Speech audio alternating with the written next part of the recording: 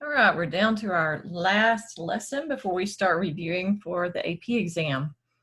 And this lesson is on Hopital's rule.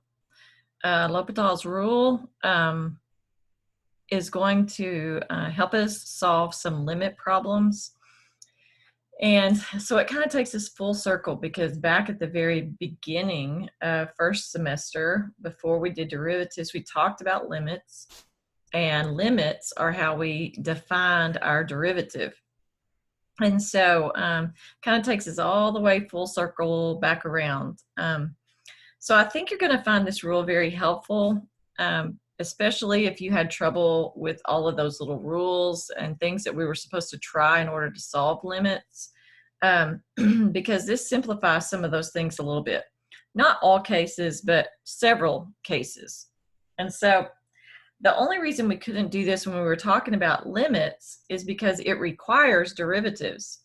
And when we were doing limits to start with, we didn't know anything about derivatives. But what L'Hopital's rule says is that if they ask you to take the limit of a function divided by a function, and you plug this value in to those functions, and you get 0 over 0, or when you plug that value in, you get infinity or positive or negative infinity over positive or negative infinity. Those are both things that are undefined. And so those are some of the types of limits that we had to try some of our procedures on, like factoring or multiplying by the conjugate or stuff like that. And so in some of those cases, well, in all of the cases where you get 0 over 0 or infinity over infinity, then you can apply this rule. And this rule just says that you take the derivative of the top and the derivative of the bottom, and then you just try plugging in the number again.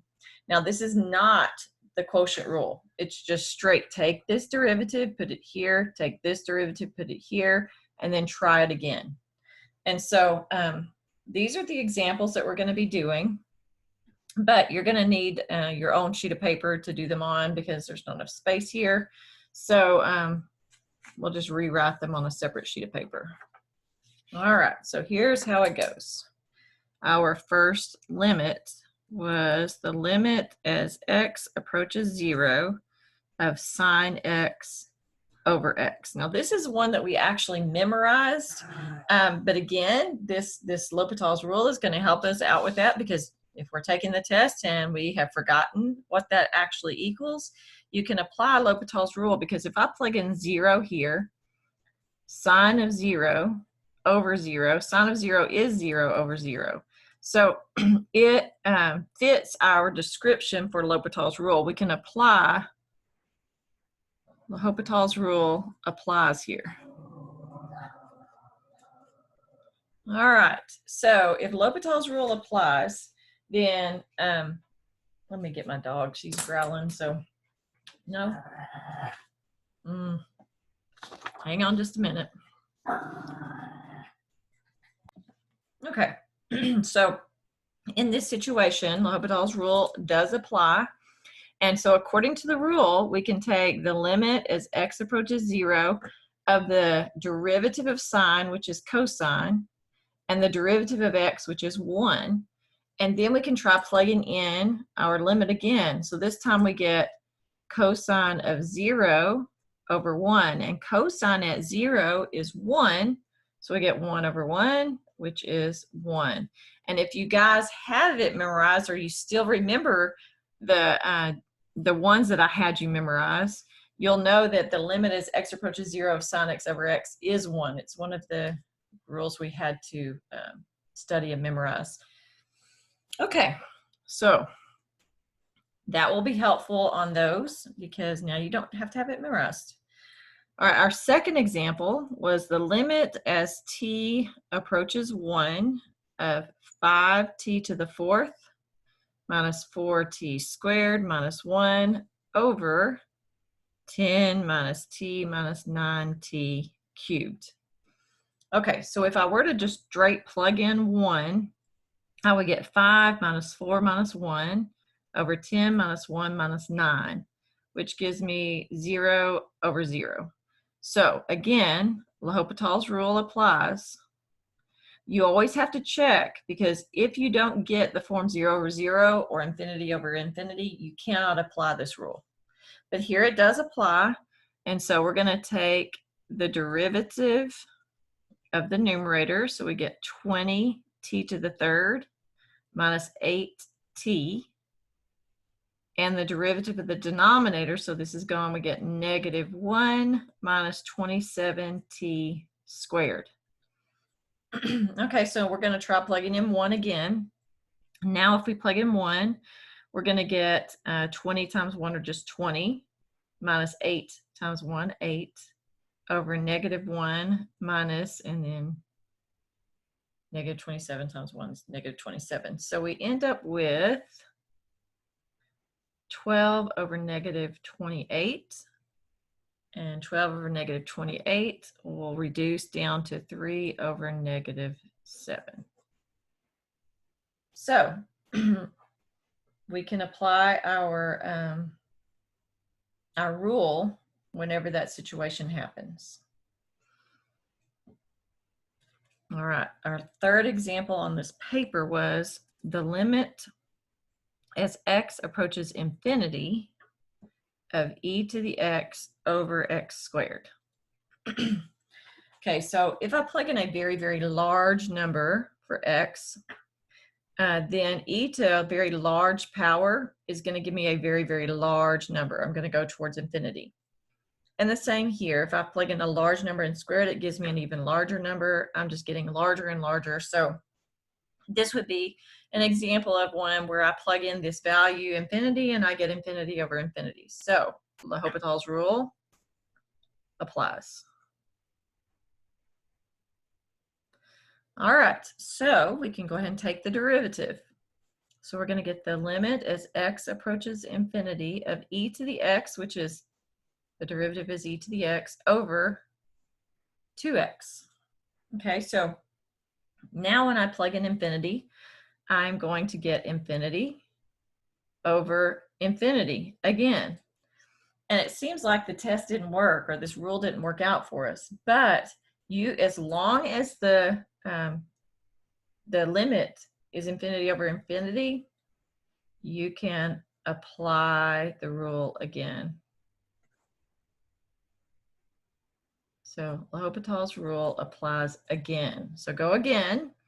We'll have the limit as x approaches infinity of e to the x over 2. All right. So now I'm going to try again, plug in infinity. This would be infinity divided by 2.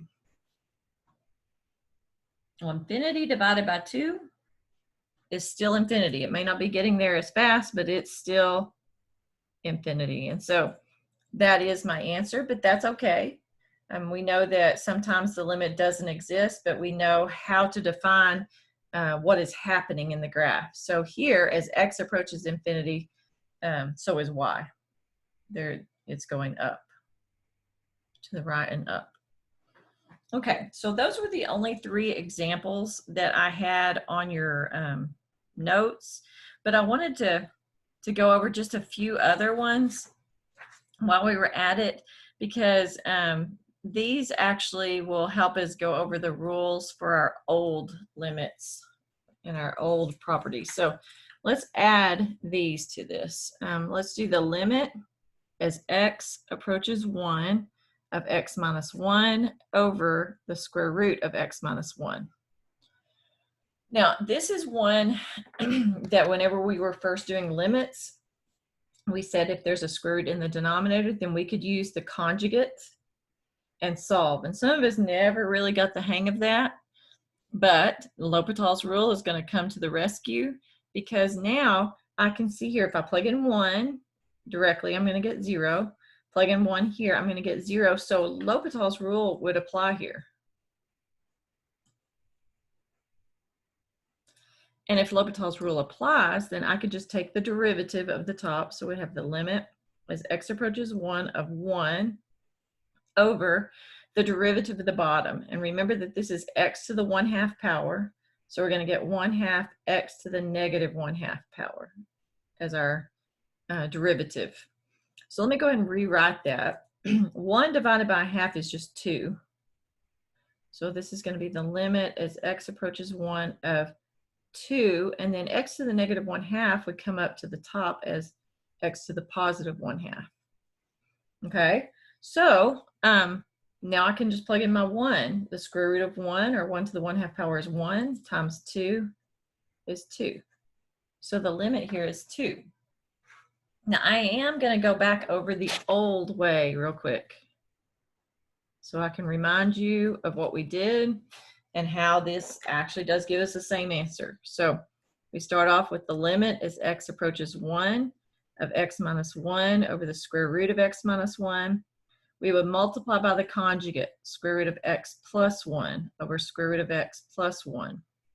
So in the numerator, we'd have x minus 1 times the square root of x plus 1. And in the denominator, when I multiply these, I get x minus 1. The x minus 1s would divide out, and then I plug in my limit of 1, and the square root of 1 would be 1 plus 1, which is 2. So they give us the same answer. If you want to use the conjugates, you can. But if you happen to forget this rule while you're testing, you could always use L'Hopital's rule in that case. All right, I've got one more for you. All right, so let's do this one. What would this be? E. The limit as x approaches 2 of x squared minus 4 over x minus 2. All right. So according to my L'Hopital rule, I've got to try it out first. So 2 squared in there would be 4 minus 4. And down here, I have 2 minus 2. So 0 over 0.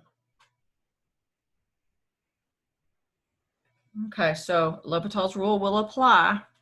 So I could do the limit as x approaches 2. L'Hopital applies. Of the derivative. So that would be 2x over 1. And so if I do this, then I'm going to plug in my 2 now, and I would get 4 over 1, which is 4. Now, if I want to do it the old way, then I would have taken the limit as x approaches 2 of x squared minus 4 over x minus 2, and I would have factored it out. It would equal the limit as x approaches 2 of x plus 2 times x minus 2 over x minus 2. The x minus 2's would have divided out. Then you plug in your 2, and 2 plus 2 would give us 4. So again, old way and L'Hopital's rule both give us the same answer. You can use either one as long as when you plug in this value, you either get the form 0 over 0 or infinity over infinity.